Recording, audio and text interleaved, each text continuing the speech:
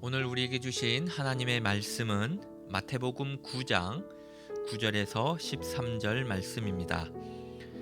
예수께서 그곳을 떠나 지나가시다가 마테라 하는 사람이 세관에 앉아 있는 것을 보시고 이르시되 나를 따르라 하시니 일어나 따르니라.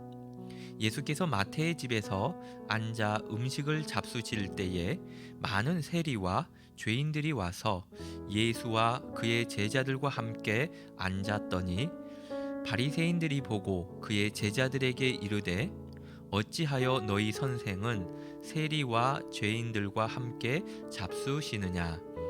예수께서 들으시고 이르시되 건강한 자에게는 의사가 쓸데없고 병든 자에게라야 쓸데있느니라. 너희는 가서 내가 긍휼을 원하고 제사를 원하지 아니하노라 하신 뜻이 무엇인지 배우라. 나는 의인을 부르러 온 것이 아니요 죄인을 부르러 왔노라 하시니라. 아멘. 우리는 살아가면서 어떤 사람을 곁에 두고 싶으십니까? 일반적으로는 내 곁에 두고 싶은 사람은 뭔가가 다른 사람에 비해서 훌륭하고 대단한 사람을 곁에 두고 싶어 할 것입니다. 그렇기 때문에 죄인보다는 의인을 곁에 두고 싶어 하고 무시당하는 사람보다는 존경받는 사람을 곁에 두고 싶어 할 것입니다. 하지만 이 땅에 오신 예수님은 이러한 우리와는 일반적인 우리의 선택과는 다른 선택을 하십니다. 13절에 보면 나는 의인을 부르러 온 것이 아니요 죄인을 부르러 왔다라고 말씀을 하십니다. 예수님께서는 의인이 아닌 죄인을 찾아오셨고 건강한 사람이 아닌 병든 사람을 찾아오셨습니다. 인기가 많은 사람이 아닌 소외된 사람을 찾아오셨습니다. 예수님은 어떻게 보면 세상을 거스르고 계십니다. 오늘 본문에 등장하는 마태는 세리입니다. 세리는 식민지가 된 고국의 사람들에게 세금을 걷어서 착취한 침략자들에게 그 돈을 바치는 그러한 역할을 했습니다. 따라서 동족들에게는 미움과 조롱을 받을 수밖에 없었습니다. 어려운 처지에 있는 동족들의 돈을 갈취해서 지배하고 있는 사람들에게 그것을 바쳤기 때문입니다. 당시 사람들은 그래서 세리를 창녀나 죄인과 같은 존재로 취급했습니다. 이러한 세리도 그런데 양심이 있었을 것입니다. 그 어떤 사람이, 그 어떤 인간이 손가락질을 받고 조롱받는 것을 좋아하겠습니까? 이들에게 유일한 힘이 되고 안식을 주는 것은 아마 돈이었을 것입니다.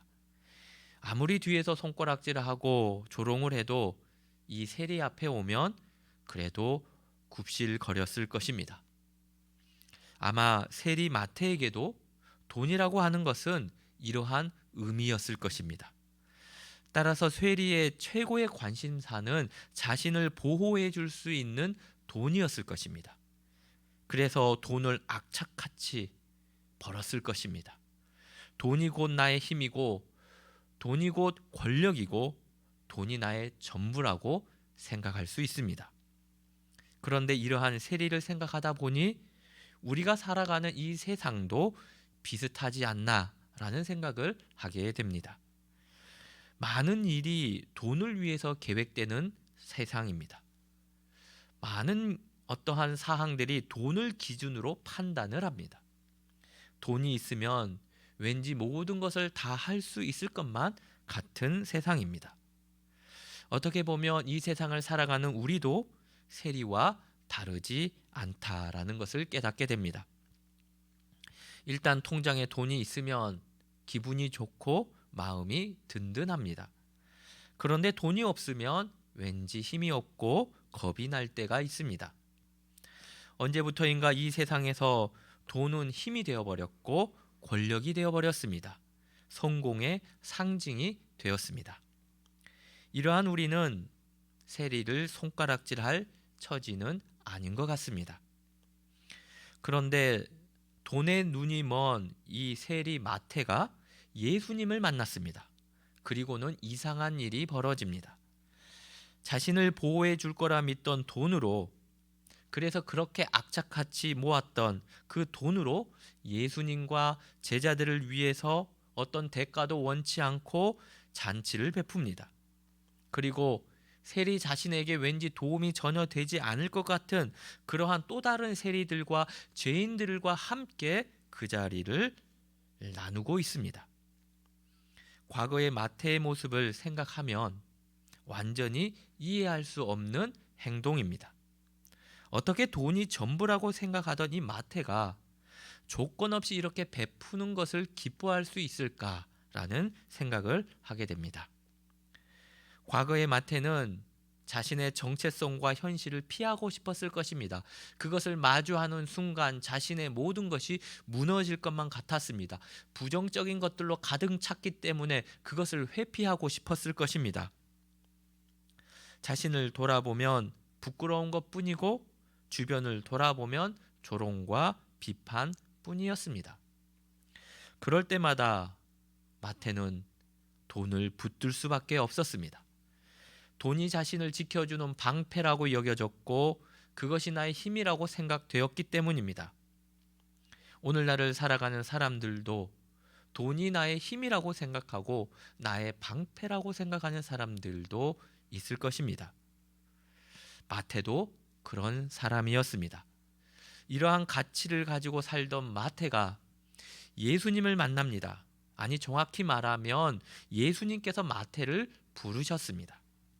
그런데 예수님께서 마태를 대하시는 태도는 달랐습니다.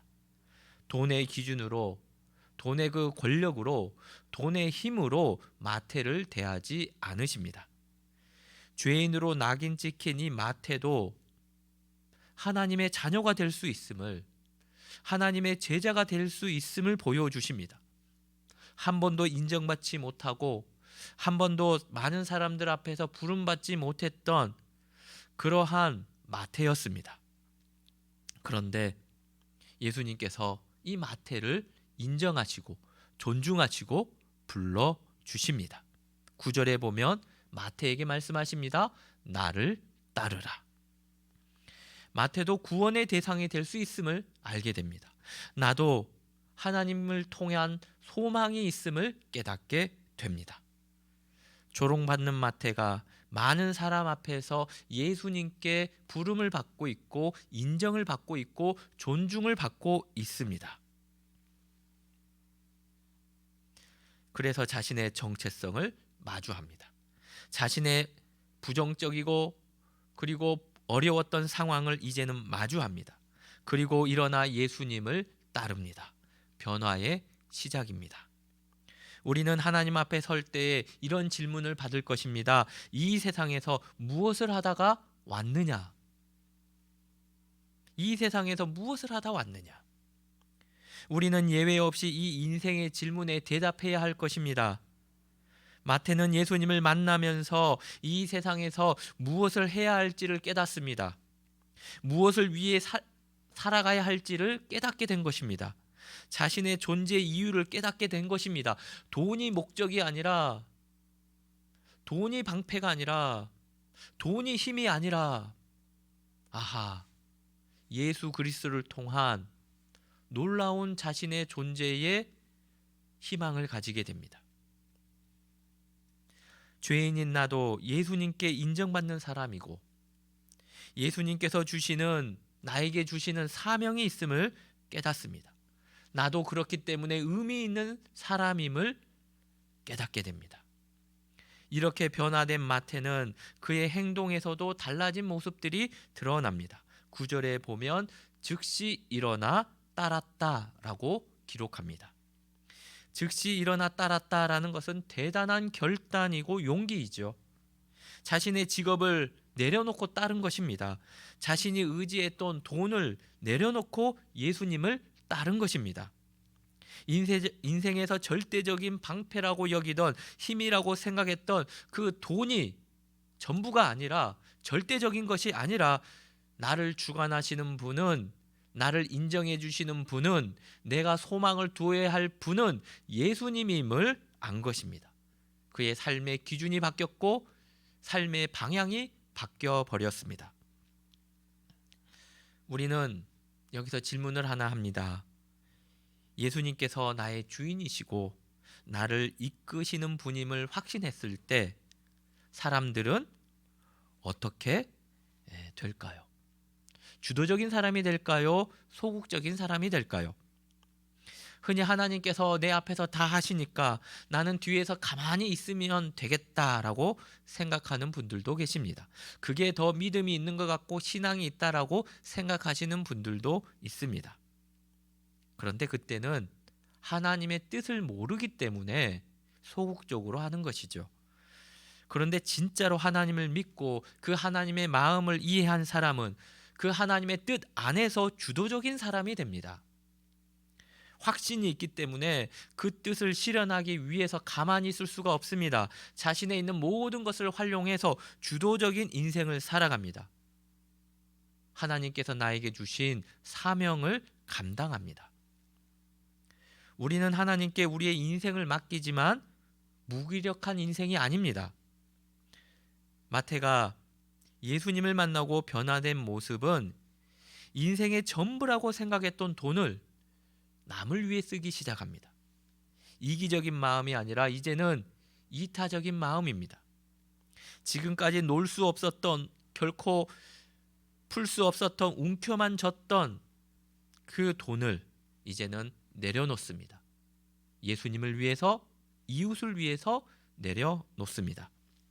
10절에 보면 예수께서 마태의 집에서 앉아 음식을 잡수실 때에 많은 세리와 죄인들이 와서 예수와 그의 제자들과 함께 앉았더니라고 합니다.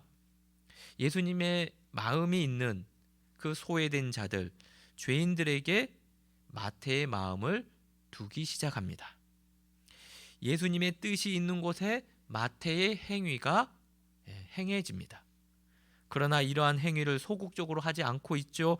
적극적으로 합니다. 누가 시켜서 하는 게 아닙니다. 자발적으로 행합니다. 종교개혁자 마르틴 루터는 인간에게는 세 가지 회심이 필요하다라고 말합니다. 하나는 마음의 회심이고, 다른 하나는 생각의 회심이고, 그리고 마지막이 바로 지갑의 회심이다라고 말했습니다. 우리는 우리의 마음과 우리의 생각뿐 아니라 물질에 대한 우리의 가치관의 회심이 일어나야 합니다. 그래야 온전한 회심이 되는 것이고 하나님을 따를 수 있는 것입니다. 내가 가지고 있는 것이 나를 지배하지 않도록, 내 일과 나의 소유가 나를 지배하지 않도록 늘 우리는 깨어 있어야 합니다.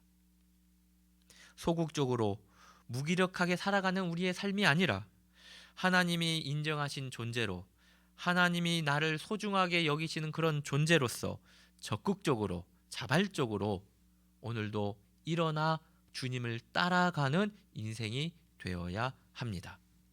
돈이 내 인생의 주인이 아니라 예수 그리스도께서 내 인생의 주인이심을 고백하고 오늘도 한 걸음 한 걸음 나아가는 하루가 되시길 바랍니다. 기도하시겠습니다. 하나님, 오늘도 주님의 사랑과 인도하신 가운데 살게 하시고 주님의 말씀을 통해 하루를 시작하게 하시니 감사합니다. 주님은 오늘도 우리에게 말씀하십니다. 너는 돈보다 소중하고 일보다 소중하다 말씀하십니다. 우리도 주님의 마음과 생각을 따라서 우리가 가진 소유를 하나님을 위해, 이웃을 위해 사용할 수 있게 하옵소서. 두려움과 열등감에 휩싸여 살아가지 않게 하시고 주님의 마음을 담아서 적극적으로 살아갈 수 있는 우리의 인생이 되게 도와주시옵소서. 예수님의 이름으로 기도합니다. 아멘. 이 땅에 태어나 많은 길 지나 살아가는 모든 순간 어디에 있든지 어느 때든지 널 인도하신다. 때론 넘어지고 낙심될 때도 주님